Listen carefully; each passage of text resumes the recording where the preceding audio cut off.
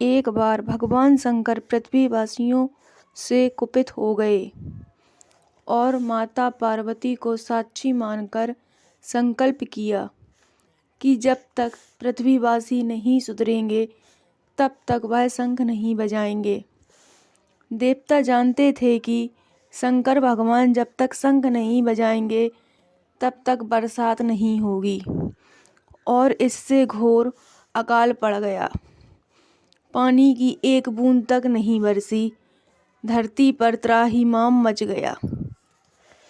ऐसे में एक दिन भगवान शंकर पार्वती मैया आकाश में विचरण कर रहे थे तो उन्होंने एक अजीब दृश्य देखा कि एक किसान भरी दोपहरी में चिलचिलाती धूप में खेत की जुताई कर रहा है। पसीने में नहाया मगर अपनी धुन में मगन है। जमीन पत्थर की तरह सख्त हो गई थी। उसकी आंखों में आत्मविश्वास था और उसके पसीने की बूंदों से उम्मीद टपक रही थी। भोलेनाथ व पार्वती मैया बदले हुए भेष में आकाश से नीचे उतरे और उससे कहा, अरे भाई, तू क्यों बेकार कष्ट उठा रहा है? सूखी बंजर धरती में केवल पसीना बहाने से खेती नहीं होती।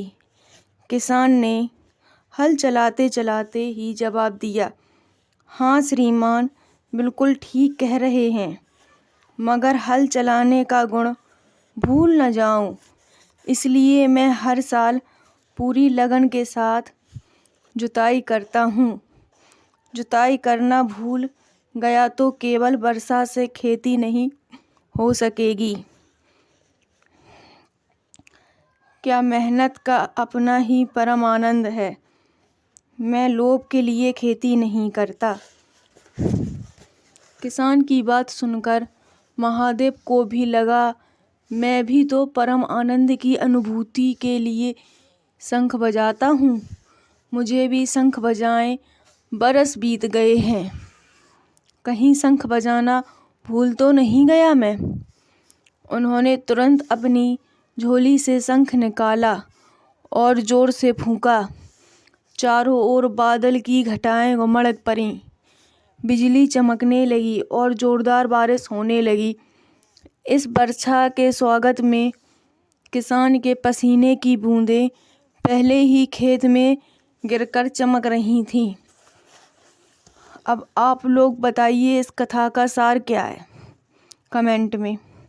हमारा जो काम उसे अपनी पूरी निष्ठा से बिना किसी लोभ लालच के करना चाहिए।